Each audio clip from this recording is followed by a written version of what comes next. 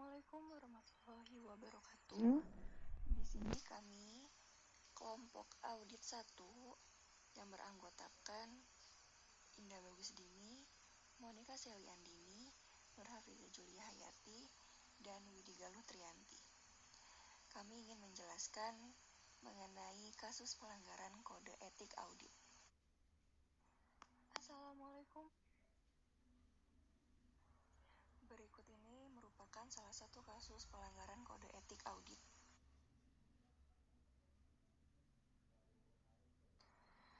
Auditor BPKP menerima uang dari anggaran kegiatan joint audit pengawasan dan pemeriksaan di Kemendikbud. Auditor Badan Pengawasan Keuangan dan Pembangunan atau BPKP, Tommy Triyono, yang mengaku menerima uang dari anggaran kegiatan joint audit pengawasan dan pemeriksaan di Kemendikbud. Tommy mengaku sudah mengembalikan uang ke KPK. Di saat Tommy bersaksi untuk terdakwa, mantan Irjen Kemendikbud Muhammad Sofyan mengaku bersalah dengan penerimaan uang dalam kegiatan wasir sertifikat guru atau sergu di Inspektorat 4 Kemendikbud. Uang yang dikembalikan sebesar 48 juta. Menurutnya, ada 10 auditor BPKP yang ikut dalam joint audit. Mereka bertugas untuk 6 program, diantaranya penyusunan standar operasional prosedur wasrik dan penyusunan monitoring dan evaluasi sertifikasi guru. Adanya aliran uang ke auditor BPKP juga terungkap dalam persidangan dengan saksi bendahara pengeluaran pembantu Inspektorat 1 Kemendikbud, Tini Soehartini, pada tanggal 11 Juli 2013. Sofyan didakwa memperkaya diri sendiri dan orang lain dengan memerintahkan pencairan anggaran dan menerima biaya perjalanan dinas yang tidak dilaksanakan. Dia juga memerintahkan pemotongan sebesar 5% atas biaya perjalanan dinas yang diterima para peserta pada program kegiatan joint audit. Inspektorat 1, 2, 3, 4 dan investigasi Itjen Depdiknas tahun anggaran 2019. Dari perbuatannya, Sofyan memperkaya diri sendiri, yakni sebesar 1,103 miliar. Total kerugian keuangan negara dalam kasus ini mencapai 36,484 miliar. Auditor BPKP menerima uang dari. Berikut ini ada prinsip etika profesional auditor. Yang pertama yaitu tanggung jawab profesi. Anggota harus senantiasa menggunakan pertimbangan moral dan profesional dalam semua kegiatan yang dilaksanakannya. Yang kedua, kepentingan publik. Setiap anggota berkewajiban untuk senantiasa bertindak dalam kerangka pelayanan kepada publik, menghormati kepercayaan publik, dan menunjukkan komitmen atau profesionalisme. Yang ketiga, integritas. Untuk memelihara dan meningkatkan kepercayaan publik, setiap anggota memenuhi tanggung jawab profesionalnya dengan integritas tinggi mungkin. Seli Andini, NPM 1975. Saya Monika Seli Andini, NPM 1975-527, akan melanjutkan pembahasan mengenai prinsip etika profesional auditor. Yang keempat, yaitu ada objektivitas. Dalam hal ini, setiap anggota harus menjaga objektivitas dan bebas dari benturan kepentingan dalam pemenuhan kewajiban profesionalnya.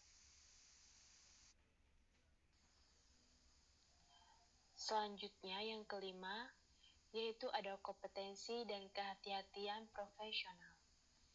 Dalam hal ini, setiap anggota harus melaksanakan jasa profesionalnya dengan kehati-hatian, kompetensi dan ketekunan, serta mempunyai kewajiban untuk mempertahankan pengetahuan dan keterampilan profesional pada tingkat yang diperlukan untuk memastikan bahwa klien atau pemberi kerja memperoleh manfaat dari jasa profesional yang kompeten berdasarkan perkembangan praktik, legislasi, dan teknik yang paling mutakhir.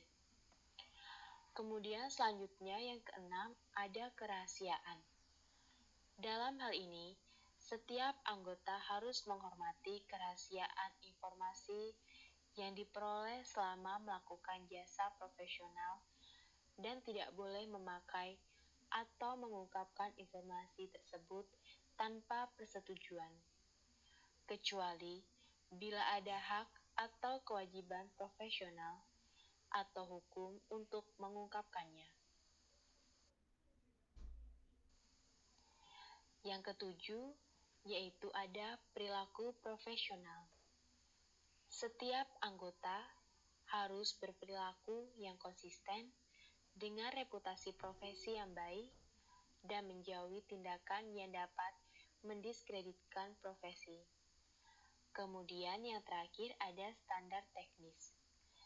Dalam hal ini, setiap anggota harus melaksanakan jasa profesionalnya sesuai dengan standar teknis dan standar profesional yang relevan.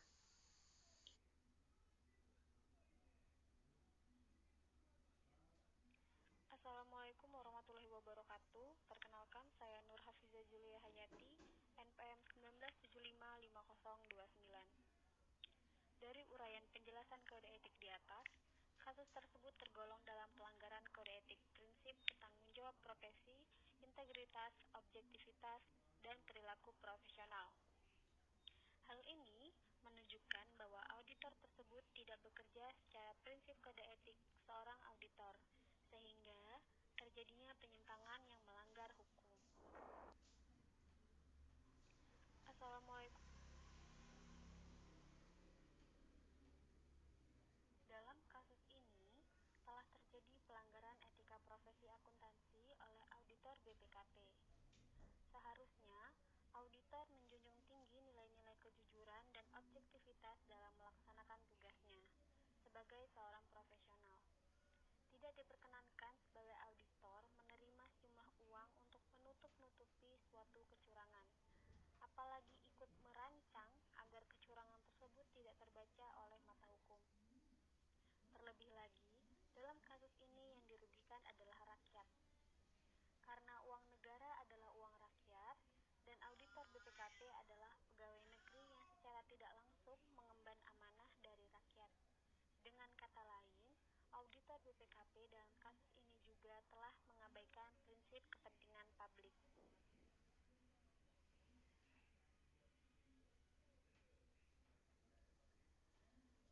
Dalam Peraturan Menteri Negara Pendayagunaan Aparatur Negara Nomor Per/N.PAN/03/2008 tanggal 31 Maret 2008 menetapkan kebijakan atas pelanggaran kode etik APIP, Aparat Pengawasan Intern Pemerintah, yang isinya akan dibahas oleh rekan saya Widi Galuh.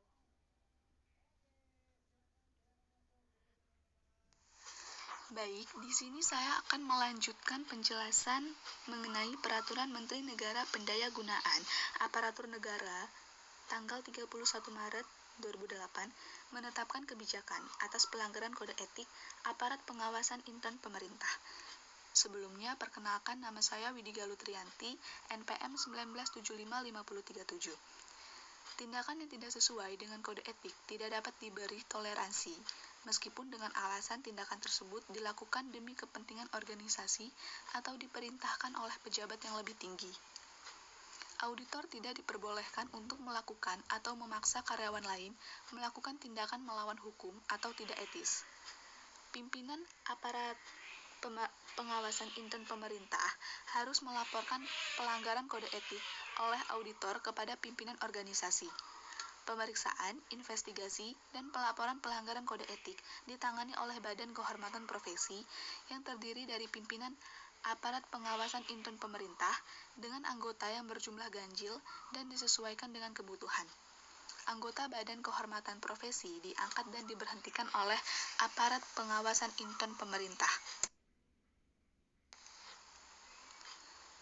Auditor aparat pengawas intern pemerintah yang terbukti melanggar kode etik akan dikenakan sanksi oleh pimpinan aparat pengawasan intern pemerintah atas rekomendasi dari Badan Kehormatan Profesi.